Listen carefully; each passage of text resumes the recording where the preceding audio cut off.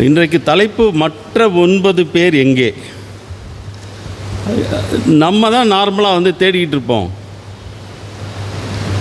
நான் ஒரு 10 பேருக்கு செஞ்சேனே, பாதி பேர் கூட வரலையே.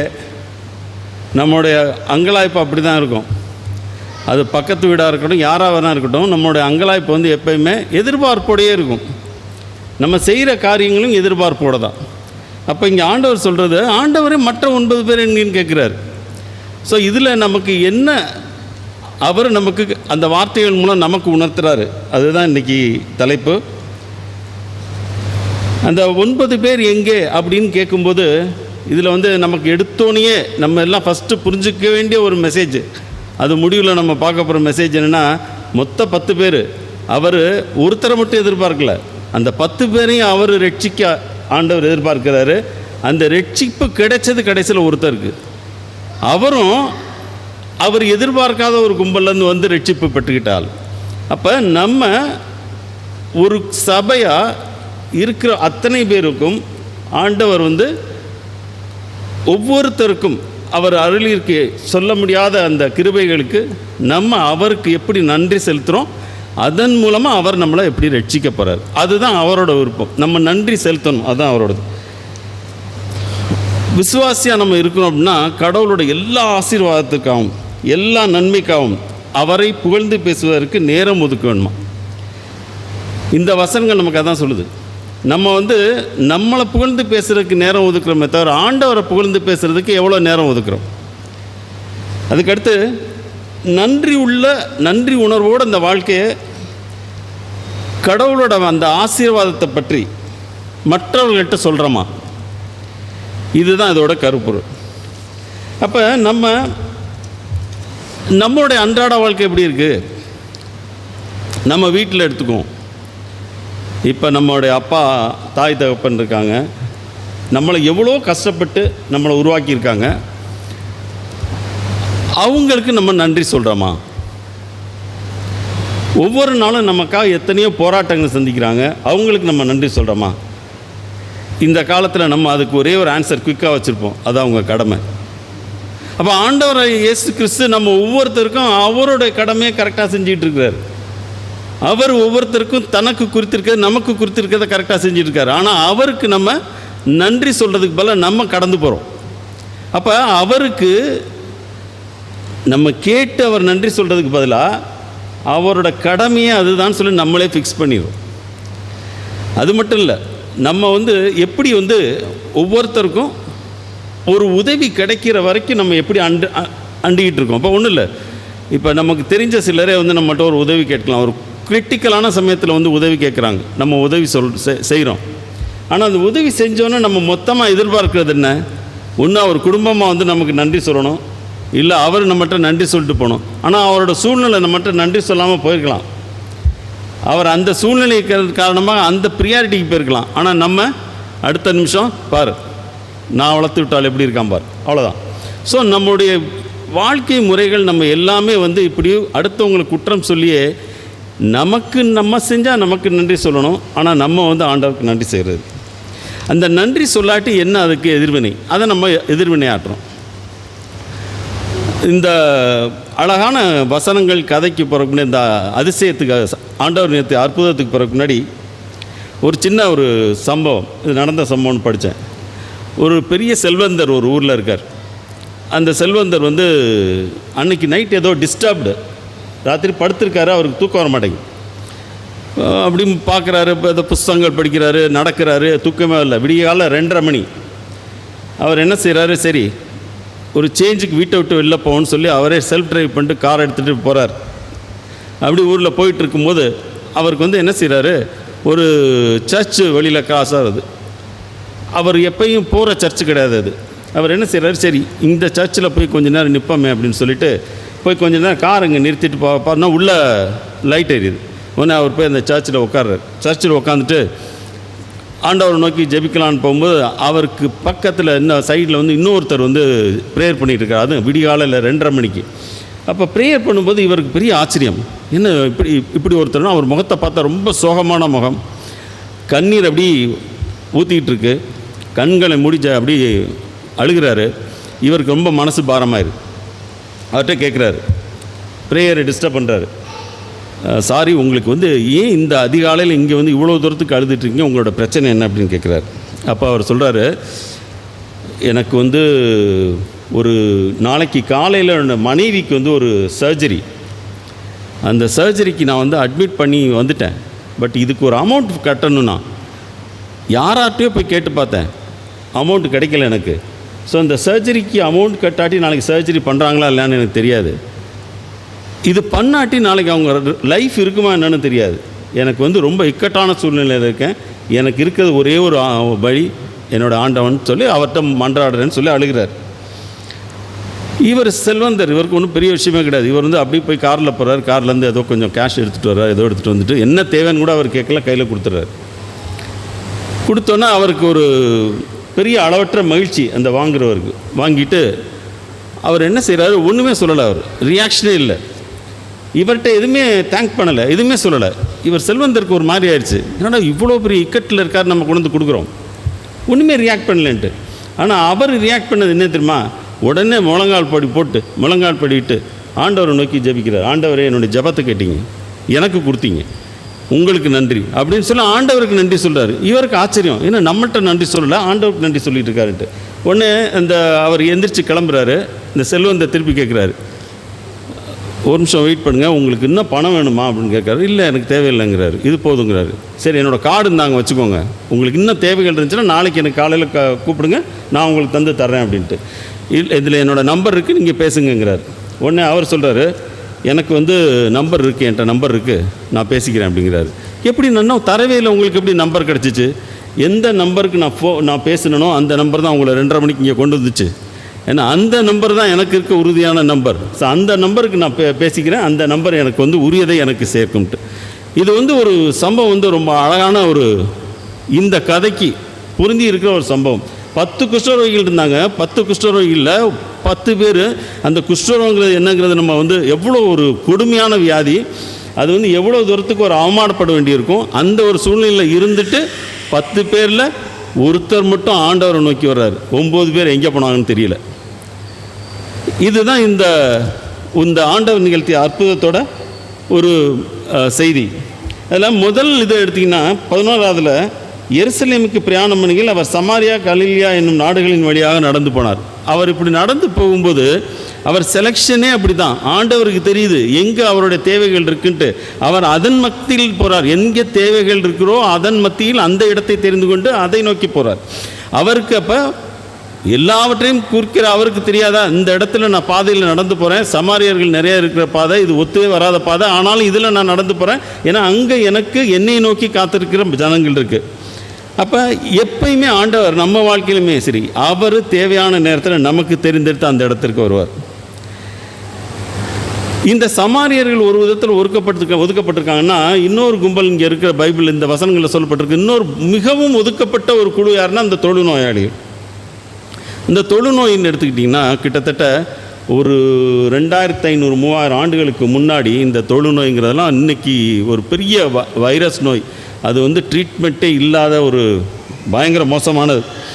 அப்போ இந்த தொழுநோய் இவ்வளோ மோசமாக இருக்குது. இது பைபிள் காலத்திலேருந்து பழைய ஏற்பாட்டிலையும் சரி புதிய ஏற்பாட்டிலையும் சரி தொழுநோயை பற்றி நிறைய சொல்லி, அந்த பழைய ஏற்பாட்டில் ஒரு தொழுநோய் வந்ததுன்னா என்ன பண்ணணும், அந்த ஊரில் என்ன பண்ணணும், எப்படி ஐசோலேட் பண்ணிக்கணும், என்ன ட்ரீட்மெண்ட் கொடுக்கணும், அது என்ன முறைகள், அவங்களுக்கு திருப்பி சரியாயிடுச்சுன்னு எப்படி உள்ளே கொண்டு வர்றது. அப்போ அவ்வளோ கட்டுப்பாடுகள் இருக்கிற ஒரு தொழுநோய் அஃபெக்டான ஒரு கும்பல், அந்த கும்பலை நோக்கி இவர் ஆண்டவர் பயணிக்கிறார். இந்த தொழுநோய் உங்களுக்கு இருக்குன்னு தெரிஞ்சாவே உங்களை யாரும் வீட்டில் சேர்க்க மாட்டாங்க. இப்போ ப்ரூவ் பண்ணிட்டாங்க இது தொற்று நோய் கிடையாதுன்னு ப்ரூவ் பண்ணிட்டாங்க. ஆனால் அந்த காலத்தில் அதுக்கு பயந்து, அது ஒரு வைரஸ் பயந்து, அந்த நோய் இருக்கிறவங்கள அவங்க பக்கத்துலேயே சேர்க்குறதில்ல. எல்லாருமே அவங்கள வீட்டை விட்டு விலக்கி வச்சுருவாங்க. அவங்களோட துணிகள், அவங்களுடைய பொருட்கள் எல்லாத்தையும் எரிச்சிருவாங்க. அந்த தொழுநோய் இருந்துட்டு அவங்க யாரும் அறிவிக்காமல் இருந்தாங்கன்னா கடுமையான சட்டங்களை அவங்கள தண்டிக்கும். தொழுநோய் இருக்கிறவங்க எப்படி நடக்கணும்னு ஒரு வழிமுறை லேவியாரத்தில் கொடுத்துருக்கு. தொழுநோய் இருக்கிறவன் அவன் சமூகத்திலிருந்து விலக்கி வைக்கப்படணும். அவங்களுக்கு வீடு கிடையாது, அப்போ அவங்க என்ன செய்கிறாங்க, இந்த இடத்துல ஆண்டவரோட அற்புதமான ஒரு கிரியேஷன் பாருங்கள். அது வரைக்கும் சமாரியனாக இருக்கலாம், அவன் வந்து வேற ஆளாக இருக்கலாம், ஏழையாக இருக்கலாம், பணக்காரனாக இருக்கலாம், இப்போ எவனாவனாக இருக்கலாம். ஆனால் எல்லாருமே ஒரு விளக்காக இருக்கிறாங்க. நீ யார் நான் யாருன்னு இருக்காங்க. ஆனால் இந்த தொழுநோய் வந்துட்டால் அது எல்லாமே கிடையாது. ஏன்னா இந்த ஒரு தொழுநோய் வந்த ஒரு கும்பல் அவங்களுக்குள்ளே அவங்க தான் ஹெல்ப் பண்ணிக்க முடியும், வேறு யாரும் ஹெல்ப் பண்ண முடியாது, வேறு யாரும் வரவும் மாட்டாங்க. அப்போ அவங்க வந்து அவங்கள தங்கிக்கிறதுக்காக அவங்களுக்கு ஒரு காலனி மாதிரி உருவாக்குறாங்க. அங்கே தான் இந்த 10 தொழுநோயாளிகளும் அங்கே போய் இருக்கிறாங்க. அந்த வசனம் 12 அது சொல்லுது, ஒரு கிராமத்தில் பிரவேசிப்பது குஷ்டரோகம் உள்ள மனுஷர் 10 பேர் அவருக்கு எதிராக வந்து தூரத்தில் நிற்கிறாங்க, பக்கத்துலலாம் போக முடியாது. இப்போ அந்த காலத்தில் ஒரு ஒரு தொழுநோய் உள்ள ஒரு மனிதர் வர்றாரு அப்படின்னா, ரோட்டில் வர்றாருன்னா அவர் வந்து கத்தணும், ஏற்ற மாதிரி வர்றவர் பார்த்து ஜாக்கிரதை நம்ம சொல்கிறப்ப நான் அசுத்தமானவன் அவன் சொல்லணும். ஏன் அப்படின்னா எதிர்த்த மாதிரி வர்றாலும் அவன் அலர்ட் ஆயிடுவான். ஓஹோ இவருக்கு வந்து இந்த வியாதி இருக்குது, அதனால் அவர் தள்ளி போவார், ஏன்னா அவருக்கு அது தொற்றுக்கொள்ளக்கூடாதுன்னு சொல்லிட்டு. அவ்வளவு தூரம் அது வந்து கொடுமையாக விளக்கப்பட்டு வச்சுருந்துச்சு. அந்த லேவியாகமத்தில் வந்து அதனால தான் சொல்லியிருக்காங்க. அதில் சிகிச்சை அளிப்பது முறை என்ன, அதை எப்படி வந்து நீங்கள் வந்து தொழுநோயிலேருந்து விடுபட்டவங்களும் எப்படி ரெக்கக்னைஸ் பண்ணுறது. அப்போ என்ன செய்வாங்களாம், ஃபஸ்ட்டு தொழுநோய் வந்துருச்சுன்னா இந்த வசனத்துலேயும் இந்த இயேசு சொல்கிறாரு, நீ போய் ஆசாரியர்கிட்ட போய் காமி அப்படிங்கிறாரு. இது லேவியாரத்தில் சொல்லிட்டாங்க. தொழுநோய் வந்தவங்க எப்படி வந்து ஐசோலேட் பண்ணணும், ஒரு பெரிய அங்கே ஒரு ரிசர்ச்சே நடந்திருக்கு லேவியாரத்தில்.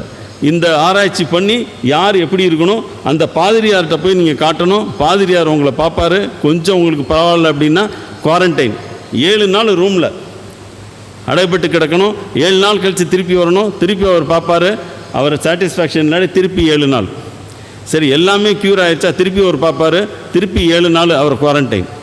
ஸோ இப்படி ஒவ்வொரு தரையும் 7 நாள் அந்த குவாரண்டைன் தனி அறையில் அடைக்கப்பட்டு அவங்க திருப்பி வந்து அவங்க முழுவதும் தொழுநோயிலிருந்து மீண்டாங்களா அப்படின்னு தெரிஞ்ச பிறகு தான் அவங்கள வந்து மற்ற மக்களோட அவங்க சேர்த்து விடுவாங்க. அவ்வளோ தூரத்துக்கு அவர் அவதிப்பட்ட கொடிய நோய். 1940 தான் அதுக்கு ஒரு ட்ரீட்மெண்ட் வந்துச்சுங்கிறாங்க. அப்புறம் 1990 வந்துச்சு. இப்போ 2010 2030 totally it will be eradicated. இது வேறு இன்றைக்கி. ஆனால் அன்னைக்கு இருக்க காலகட்டங்களில் ரொம்ப மோசமான கொடுமையான வியாதி. அப்போ இந்த கொடுமையான வியாதி இருக்கிற அந்த 10 பேரில் அந்த 9 பேர் வழியில் நடந்து போகும்போதே சரியானோன்னா அவன் எங்கெங்கே போனான். ஒருத்தன் மட்டும்தான் ஆண்டவர் நோக்கி வந்திருக்கான். அந்த 9 பேரும் ஆசாரியர் நோட்டு போயிருப்பாங்களா ஒன்றும் தெரியல. 9 பேரில் எத்தனை பேர் அவன் வீட்டுக்கு போனான்னு தெரியாது, எத்தனை பேர் யாரை பார்க்க போனான்னு தெரியாது. ஸோ இந்த 9 பேர் அவரோட கவலை அதுதான். 10 பேரை நான் குணமாக்கினே, அந்த 9 பேர் இல்லை, இந்த ஒருத்தன் மட்டும்தான் நான் வந்திருக்கேன். ஸோ இதுதான் இந்த கதையோட. இவ்வளோ தூரத்துக்கு கொடிய வியாதி உள்ள ஆளுக்கு இவ்வளோ தூரத்துக்கு பண்ணியுமே அவங்களுக்கு ஆண்டவரை நோக்கி இருந்த விசுவாசத்துக்கு நன்றி செலுத்த தெரியல. இயேசு இந்த கிராமத்து வழியாக போகும்போது அந்த 10 பேரும் தூரத்தில் ஓரமாக நிற்கிறாங்க. ஏன்னா அவங்க வந்து தூரத்தெல்லாம் தள்ளி நிற்க முடியும். மேபி அவங்க கூப்பிட்டுருக்கலாம், நாங்கள் அசுத்தமான சைகை காமிச்சிடலாம். ஆண்டவருக்கு தெரியும், அவருக்கு தெரியாதானே, அவருக்கு யார் நிற்கிறாங்க, எதுக்காக நம்ம அந்த வழியாக கடந்து போகிறவங்கள திட்டத்தோடு தான் ஆண்டவர் போகிறார். அவர் அவங்கள நோக்கி போகிறாரு. அவங்கள நோக்கி போனோன்னே அவங்க அதை சொல்லியிருந்துருக்கலாம், அவர் குணப்படுத்துவார்னு எதிர்பார்த்துருந்துருக்கலாம், பக்கத்தில் வந்து தொழுவார்னு எதிர்பார்த்துருக்கலாம். ஏன்னா அதே 5ஆம் அதிகாரத்தில் வந்து ஒரு நிகழ்வு நடந்திருக்கு, அதை பற்றி அவங்க கேள்விப்பட்டிருக்கலாம். ஸோ இந்த இயேசு வந்து மகா வல்லமையுடையவர், அவர் வந்து தொழுநோயை குணப்படுத்தக்கூடிய வல்லமையுடையவர்னு அவங்களுக்கு தெரிஞ்சிருக்கலாம், அவருடைய அற்புதங்கள் விளங்கியிருக்கலாம். அதனால அவங்க ஒரு தூரத்தில் தள்ளி நின்று ஒரு வேளை கூப்பிட்ருக்கலாம் இயேசுவை நோக்கி. ஆனால் அவர் பக்கத்துலேயும் போல, தொடவும் செய்யலை, சித்தம் உண்டு சுத்தமாகவும் சொல்லலை. இதான் லூக்கா 13:14 போட்டிருக்கு. அவர் ஒன்றுமே சொல்லாமல் அவங்கள பார்த்து போய் ஆசாரியருக்கு உங்களை காட்டுங்கள்னு சொல்லிட்டார். எவ்வளோ வல்லமையானதுங்க. சரி, ஆசாரியர்களுக்கு உங்களை காட்டுங்கன்னு இந்த 10 பேர் அப்போ உபே பண்ணல. அப்போ அவனுக்கு அவ்வளோ கொடுமை வியாதியிலேருந்து தப்பிக்கணும். எனக்கு இக்கட்டான சூழ்நிலை, நான் ஆண்டவர் நோக்கி கூப்பிட்டுக்கிட்டு இருக்கேன். அந்த ஆண்டவர் நோக்கி கூப்பிடும்போது ஏதோ ஒன்று சொல்லும்போது இங்கே மேலேருந்து குதிரா உனக்கு சரியானா நம்ம குதிக்கிறோம். குதித்த பிறகு கால் ஓடிதான் சரியாகிற அது ஒரு விஷயம். சரியாயிருச்சுன்னா நம்ம அடுத்த நிமிஷம் என்ன செய்யணும், துள்ளிக்கிட்டு நம்ம வேற எங்கேயோ போவோம். நமக்கு நடக்கிற ஒவ்வொன்றுக்குமே நம்ம ஃபஸ்ட்டு ரியாக்ஷன் என்ன? இந்த 9 பேர் நமக்கு பாடம் கற்றுக் கொடுக்குறாங்க. ஆண்டவருடைய எதிர்பார்ப்பு என்ன, நம்ம எப்படி நடந்துக்கிறோன்ட்டு. ஆசாரியருக்கு உங்களை காட்டுங்கன்னு அப்படி கொஞ்சம் இமேஜின் பண்ணி பார்ப்போம். நமக்கு வந்து இது பைபிளில் ரொம்ப டீட்டெயிலாக இல்லை, நம்ம இமேஜின் பண்ணி பார்த்தா அந்த 9 பேர் அவன் எந்தெந்த சூழ்நிலையிலேருந்து வேறு வேறு இடத்துலேருந்து வந்தவனாக இருப்பான், வேறு வேறு குழுவிலேருந்து வந்தவனாக இருப்பான். அவன் என்ன செஞ்சுருப்பான்? கடைசியாக என்ன அவன் விட்டானோ அவன் வீட்டிலேருந்து விரட்டி அடிக்கப்பட்டிருப்பான். முதல்ல அவன் வீட்டுக்கு போய் காமிக்கணும்னு நினைப்பான், ஓடிருப்பான். இன்னும் 2 பேர் அவன் போய் ஃப்ரெண்ட்ஸை பார்க்க போயிருப்பான். இப்படி ஒவ்வொருத்தரும் அவங்களுக்கு ஆண்டவர் பூரண குணத்தை அடித்தவுடன் அவங்க போகிற இடம் வேறு. அவங்க ஆசாரியரை பார்த்துருக்க மாட்டாங்க. ஆனால் அந்த ஒரே ஒருத்தர் மட்டும் ஆண்டவர் நோக்கி வர்றாரு. லூக்கா 5:12 அவர் தொட்டு சொஸ்தமாக்குறார். தமது கையை நீட்டி அவனை தொட்டு எனக்கு சுத்தம் உண்டு சுத்தமாக என்றார். உடனே குஷ்டரோகமும் அவனை விட்டு நீங்கிட்டு. ஆனால் 17ஆம் அதிகாரத்தில் குணமாக்குவேன் சித்தம் உண்டு எதுவுமே கிடையாது. இங்கே என்ன நடந்துச்சு? 17ஆம் அதிகாரத்தில் அவங்க எல்லாம் விசுவாசத்தோடு அவர் கட்டளைக்கு கீழ்ப்படிந்தார்கள். அவர் ஒன்றுமே சொல்ல, நீ போய் ஆசாரியர் இருப்பார், அவ்வளோதான். அவங்க கேட்டது, குரல் கொடுத்தது எல்லாமே எங்களை காப்பாற்றுங்கன்னு. அவர் சொன்னது போய் ஆசாரியாக இருப்பார், போய் பாதிரியாக இருப்பார். பாதிரியாரை பார்க்குறதுக்கு விசுவாசத்தோட இந்த கட்டளைக்கு அப்படியே கீழ்ப்படிந்து அந்த 10 பேரும் போகிறாங்க. பெரிய ஆச்சரியம், போகிற வழியிலே அவங்களுக்கு சுகமாயிருச்சு. அப்போ போகிற வழியிலே சுகமாயிருச்சு அப்படின்னா அது எவ்வளோ பெரிய இது பாருங்கன்னா. தொழுநோய் நம்ம பார்த்துருப்போம், நிறைய பேர் பார்த்துருப்போம். எல்லாமே டிஃபார்ம் ஆகிருக்கும், கை போயிருக்கும், கால் போயிருக்கும், அவனால் எதுவும் எடுக்க முடியாது, உடம்புல அங்கங்கே வந்து சதைகள் வந்து போயிருக்கும். அப்போ அவன் என்ன செஞ்சுருப்பான்? ஒருத்தன் நடந்துகிட்டு இருக்கும்போது இன்னொருத்தன் அவனை வாட்ச் பண்ணியிருப்பான். உனக்கு நல்லா இருக்கு, எனக்கு நல்லா இருக்குன்ட்டு. அப்போ எவ்வளோ ஒரு சந்தோஷமான ஒரு நிகழ்வாக அது இருந்திருக்கும். அந்த சந்தோஷமான நிகழ்வை ஒருத்தர் அங்கேருந்து பார்த்துக்கிட்டே இருக்கார். நீ போ அப்படின்னு சொல்லிட்டு ஒருத்தர் பார்த்துட்டு இருக்காரு, நம்மளையும் பார்க்குறாரு. ஆனால் அந்த போகிறதில்ல, அவன் உனக்கு சரியாயிருச்சு எனக்கு சரியாயிருச்சுன்னு சொன்னதில் ஒருத்தன் மட்டும் துள்ளி குடிச்சு இங்கே வரான். அப்போ விசுவாசத்தோடு தேவனுடைய கட்டளைக்கு கீழ்ப்படியும் போது நமக்கு நாம் கேட்டது தேவன் அருளுகிறார். அந்த அற்புதங்கள் நடக்குது. இந்த அற்புதங்கள் எல்லாமே இந்த விசுவாசத்தோடு கீழ்ப்படுகிற அற்புதங்கள் இது மட்டும் கிடையாது, நிறைய நடந்தது. யோவான் 2 தண்ணீரை திராட்சரசமாக்கிடுது. மார்க் 3 சூம்பிய கையை உள்ளவன் உன் கையை நீட்டு, அந்த கை மற்ற கையை போல சொசமாகுது. அதுக்கடுத்து யோவான் 9 குருடன் பார்வையை கேட்குறார், பார்வை அடையுது, போய் குளத்தில் போய் கழுவு, உனக்கு பார்வை கிடைக்குது. அப்போ என்னைக்கு நம்ம ஆண்டவருடைய சித்தத்தை விசுவாசத்தோடு செய்கிறோமோ அப்போ நமக்கு நம்ம வாழ்க்கையிலும் ஒரு அதிசயம் நடக்கும். அப்போ அந்த அதிசயம் நடக்கும்போது நம்ம என்னங்க பண்ணணும்? நீதிமொழிகள் 3:5-6 உன் சுயபுத்தியின் மேல் சாயாமல் உன் முழு இருதயத்தோடும் கர்த்தரில் நம்பிக்கையாக இருக்கணும். சுயபுத்தியில் சாயாத முழு இருதயத்தோட கர்த்தரின் மேல் நம்பிக்கையாக இருந்து உன் வழிகளில் எல்லாம் அவனை நினைத்துக்கொள், அப்பொழுது அவர் உன் பாதைகளை சேவைப்படுத்துவார். நீ எதையுமே கவலைப்பட வேண்டாம். எனக்கு முழு இருதயத்தோட நான் கர்த்தரின் மேல் நம்பிக்கையாக இருக்கிறேன், அவர் என்னை காத்துக்கொள்வார், அவரே நினைத்துக்கொள்கிறேன், நான் போகிற வழியிலெல்லாம் அவர் என்னை பாதுகாப்பார். அப்போ இங்கே ஒரு மனுஷன் என்ன சொன்னால் ரட்சிப்பின் அற்புதத்தை பெற்றார். 10 பேர் சுத்திகரிக்கப்பட்டாங்க, அதில் ஒருத்தர் சுத்திகரிக்கப்பட்டு ரட்சிக்கவும் பட்டார். இப்போ ஆண்டவர் நம்மளை கேட்குறது தான், நீங்கள் சுத்திகரிக்கப்பட்டு மட்டும் பண்ணணுமா, பின்னால் என்னோட உங்கள் விசுவாசத்தினால ரட்சிக்கப்படணுமா? அதுதான் அந்த 17 அதிகாரம் 15-19 சொல்லப்படுது. அப்போ நம்ம நன்றி செலுத்தும் போது அவருக்கு இதெல்லாம் பெரிய விஷயமே கிடையாது. நீங்களும் நானும் யார் அவருக்கு நன்றி சொல்லி அதை இது பண்ணுறது? அவருக்கு நன்றி செலுத்துறது அவருக்கு மகிழ்ச்சி. ஏன்னா அதன் மூலம் தேவனை மகிமைப்படுத்துகிறோம். அவருக்கு நன்றி செலுத்தி நாம் தேவனை மகிமைப்படுத்துறது அவரோடது. இதில் ஒரு முக்கியமான ஒரு இது என்னென்னா,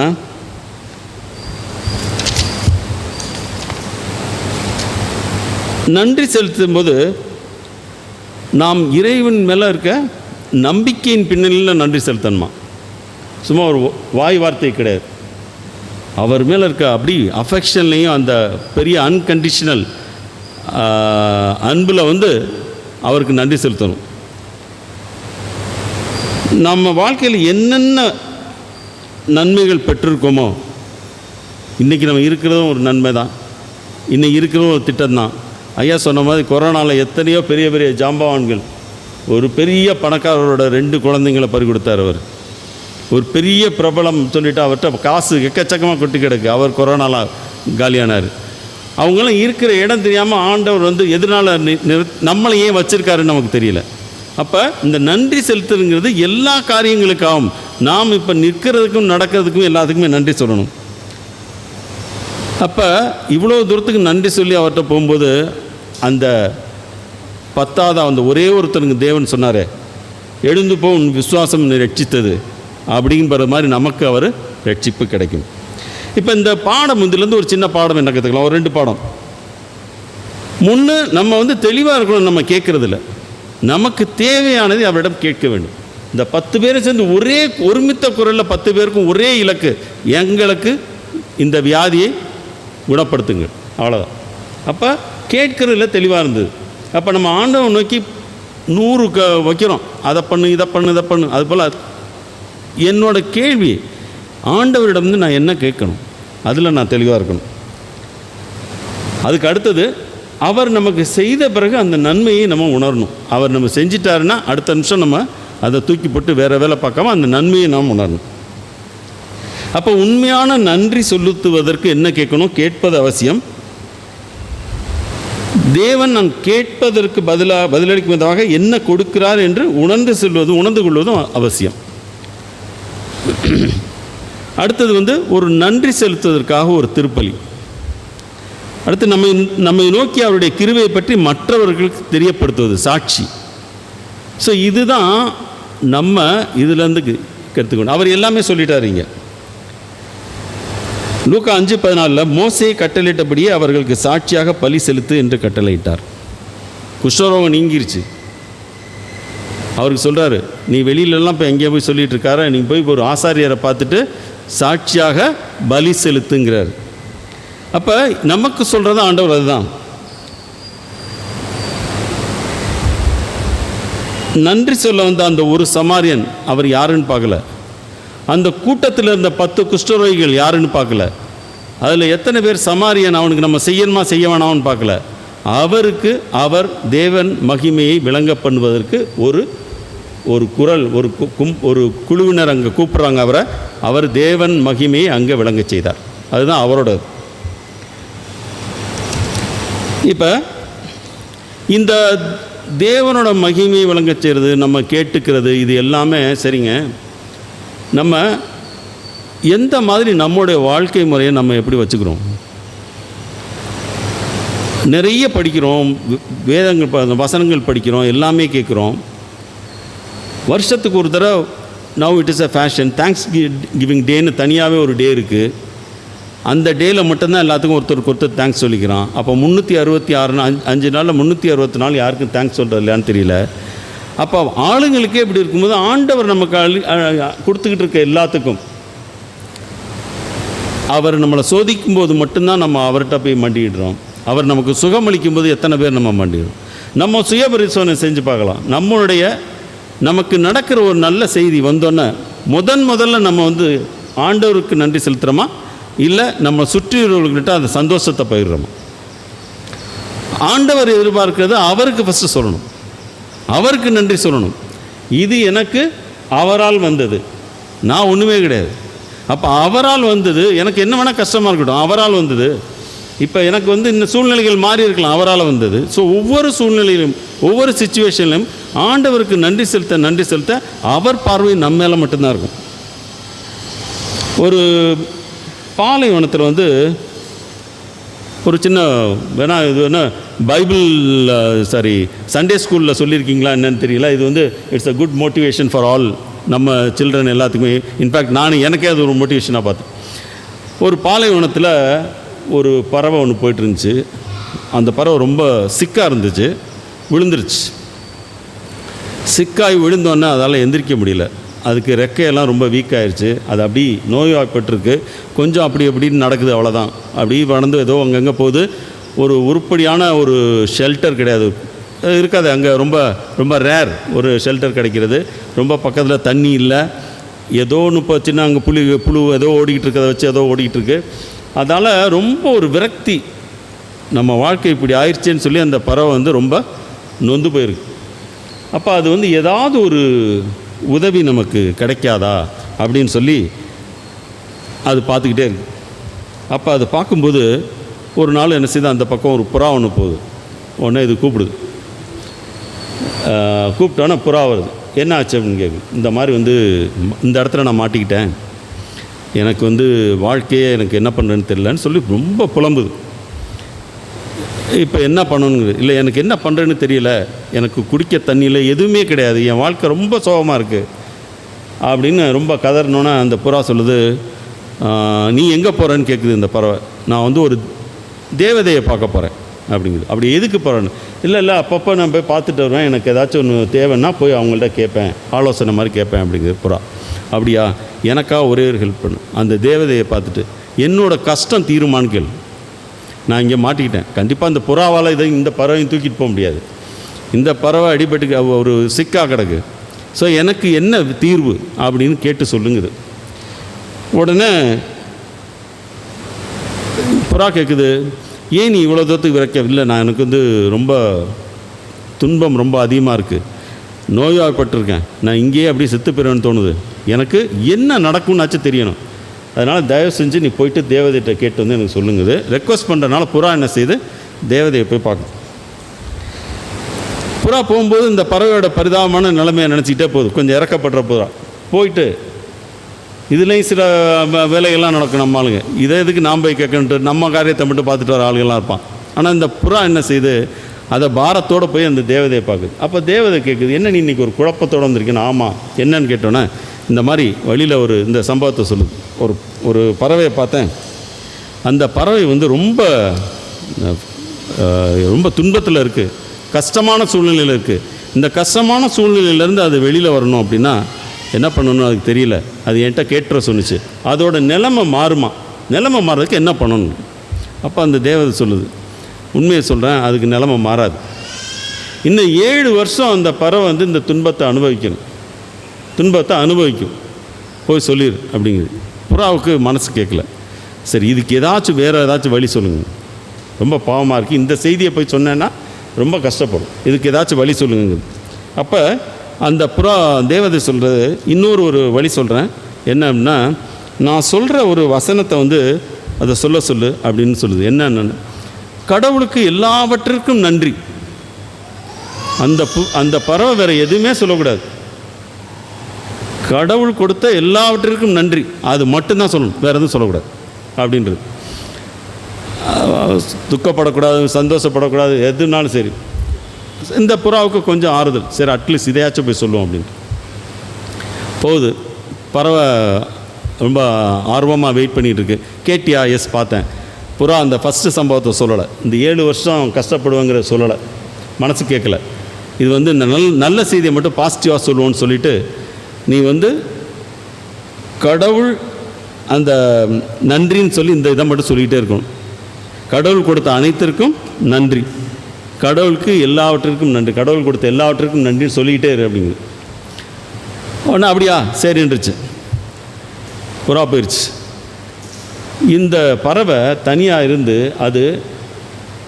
அது வந்து தண்ணி குடிக்காட்டியும் கடவுளுக்கு நன்றி சொல்லுது, வலிச்சாலும் கடவுளுக்கு நன்றி சொல்லுது, காற்றடித்தாலும் கடவுளுக்கு நன்றி சொல்லுது.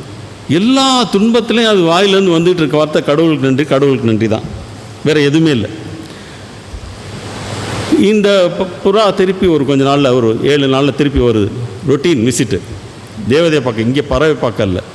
போகும்போது இது இவ்வளோ புவராக இருந்துச்சே, எப்படி தான் இருக்குதுன்னு பார்ப்போன்னு பார்த்தா அது ஜாலியாக இருக்குது, கொஞ்சம் சந்தோஷமாக இருக்குது, கொஞ்சம் ரெக்க முளைச்சிருக்கு, இதாக இருக்குது. இந்த புறாவுக்கு பொறாமை, என்னடா 7 வருஷம் டைம் கொடுத்ததுக்கு நம்ம பார்த்துட்டு வந்து இப்படி சொன்னால் இது துள்ளி குச்சிட்டு இருக்கு, என்னன்னு கேட்டோன்னா இல்லை நான் இப்போ சந்தோஷமாக இருக்கேன் அப்படிங்கிறது. பார்த்தா அங்கே ஒரு சின்ன செடி முளைச்சிருக்கு, ஒரு கொஞ்சம் தண்ணி தெரியுது பக்கத்தில். ஸோ இந்த புறாவுக்கு வந்து பயங்கர ஒரு டென்ஷன், என்ன இப்படி தேவதை நம்ம இப்படி சொல்லிவிட்டு இப்படி போய் இதாகிடுச்சு. நேராக போய் தேவதைகிட்ட போகுது. அப்போ தேவதை சொன்ன ஒன்று வந்து சூப்பர், அது நம்ம வாழ்க்கைக்கு நமக்கு இதாகும். அந்த தேவதை சொன்னது என்னன்னா, அந்த பறவை நீ என்ன சொல்லிட்டு போனியோ தெரியாது, ஒவ்வொரு நாளும் என்ன நடந்தாலும் ஒரு நேர்மையோட, அந்த நம்பிக்கையோட, அந்த வார்த்தையில் வந்து நேர்மையும் ஒரு விசுவாசமும் நம்பிக்கையும் இருந்துச்சு. சொன்னது எல்லாமே கடவுளுக்கு நன்றி தான், வேறு ஒரு வார்த்தையும் அது சொல்லலை. அதோட விசுவாசத்தில் சந்தேகமே பட முடியாது, வேறு எதையுமே அது திங்க் பண்ணல. கடவுளுக்கு நன்றி, கடவுள் நன்றி அப்படின்னு சொல்லிக்கிட்டே இருக்கும்போது என்ன ஆகுது, 7 வருடம் வெயிட் பண்ண வேண்டியது கடவுளுடைய அளவற்ற கிருபையினால் 7 நாட்களுக்குள்ளே அதுக்கு வந்து அவருடைய மீட்டதெல்லாம் திருப்பி கடவுள் கொடுக்கறதுக்கு வந்துட்டார். அப்போ கடவுளுக்கு நன்றி செலுத்த நம்மளோட சூழ்நிலைகள் எப்படி வேணால் இருக்கலாம். அந்த சூழ்நிலை எதுவாக இருந்தாலும் திரும்ப திரும்ப தேவனிடத்தில் நாம் நன்றி சொல்லிக்கிட்டே இருக்கணும், நமக்கு நடக்கிற எல்லா காரியங்களுக்காகவும். அப்போ நன்றி சொல்லிக்கிட்டே இருக்கும்போது அப்போ அவர் வந்து நமக்கு நம் வாழ்க்கையில் எதை குறித்திருக்கிறாரோ, எதை நமக்கு திட்டமிட்டிருக்கிறாரோ அதை நமக்கு நிறைவேற்றுவார். இந்த 17 அவரோட வார்த்தையில் கொஞ்சம் ஒரு ஆக்ரோஷம் இருந்துச்சுன்னு கூட வச்சுக்கலாம். அப்பொழுது இயேசு, சுத்தமானவர்கள் 10 பேர் அல்லவா, மற்ற 9 பேர் எங்கே? இது வந்து ஒரு கமாண்டிங் கொஸ்டினாக இருக்கும். அதுவும் அவர் ஒரு நம்ம கேட்க மாட்டோமா எங்கே, அவரும் ஒரு கமாண்டிங்காக இருந்திருக்கலாம். அப்போ ஒரு ஆக்ரோஷமாக இருந்திருக்கலாம். அப்போ அவர் அடுத்த வார்த்தை, தேவனை மகிமைப்படுத்துவதற்கான இந்த அந்நியனை ஒழிய மற்றவரும் திரும்பி வர காணாமே என்று சொல்லி அவனை நோக்கி, நீ எழுந்து போ, உன் விசுவாசம் உன்னை ரட்சித்தது என்றார். இப்போ நம்ம எல்லாரையும் பார்த்தா அந்த ஒரு வார்த்தைக்காக தான் இருக்கார். தேவனை மகிமைப்படுத்துவதற்கு நம்ம அவரை நோக்கி நன்றியோடு தினமும் ஜபிக்க போகிறோமா, இல்லை இந்த 9 குஷ்டரோகிகள் காணாமல் போன மாதிரி நமக்கு நம்ம தேவைகள் வந்தோடனே அவரை விட்டு விலகி போகிறோமா? இந்த ஒரு குஷ்டரோகி மட்டும் அவர் ரட்சிக்க பண்ணுங்கிற அவரோட திட்டமாக இருந்தால் அவர் இதை கேட்டிருக்கவே மாட்டார். அவர் காலில் விழுந்தோன்னே போ நீ கிளம்பு அப்படின்னு இருப்பார். ஆனால் அவர் விரும்புகிறது வந்து இந்த ஒரு குஷ்டரோகி மூலமாக அவனுக்கு ரட்சிப்பை கொடுத்து அவன் மூலமாக தேவனுக்கு மகிமை உண்டாக்குனது. அது மாதிரி ஒவ்வொருவரும் நமக்கு எவ்வளவோ சோதனைகள் இருக்கலாம், என்ன வேணா இருக்கலாம். இந்த கதை நமக்கு, இந்த சம்பவங்கள், இந்த ஆண்டவர் நிறுத்திய அதிசயங்கள் நமக்கு கற்பித்து கொடுக்குற பாடம் இதுதான். நமக்கு என்ன நடந்தாலும், ஐயா முன்னாடியே இன்னொரு வார்த்தையும் சொன்னாங்க இன்றைக்கி, இதில் அது ஒரு கார்லேட் பண்ணோம்னா, இந்த கழுத கதை ஒன்று சொன்னாங்க.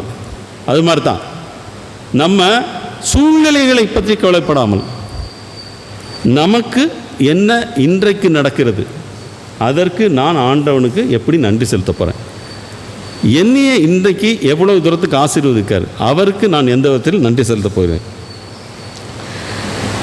அப்போ இந்த ஒவ்வொரு சங்கீதத்தில், நிறைய சங்கீதத்தில் 103 எல்லாத்துலேயுமே சொல்லியிருக்குது, நன்றி செலுத்துறதை பற்றி நிறைய இடங்களில் சொல்லியிருக்கு. அது மாதிரி ஒவ்வொரு இடத்துலையும் நாம் தேவனை நோக்கி அவர் நமக்கு அளித்த அற்புதமான நன்மைகளுக்காக அவருக்கு நாம் நன்றி சொல்லணும்.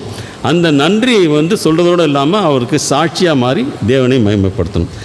இந்த நல்ல ஒரு சத்தியத்தை எனக்கு இங்கே பேச வாய்ப்பு மீண்டுமாம் நன்றி கூறுகிறேன். தேவன் தாமே இந்த வார்த்தைகளை நமக்கு ஆசீர்வதிப்பாராக. நாம் ஒவ்வொருவரும் நம் உள்ளத்தில், நம் இருதயத்தில் தேவனுக்கு நன்றி செலுத்தும் அந்த ஒரு பண்பை தேவனிடமிருந்து நாம் பெற்றுக்கொள்ள நாம் பிரார்த்திப்போம்.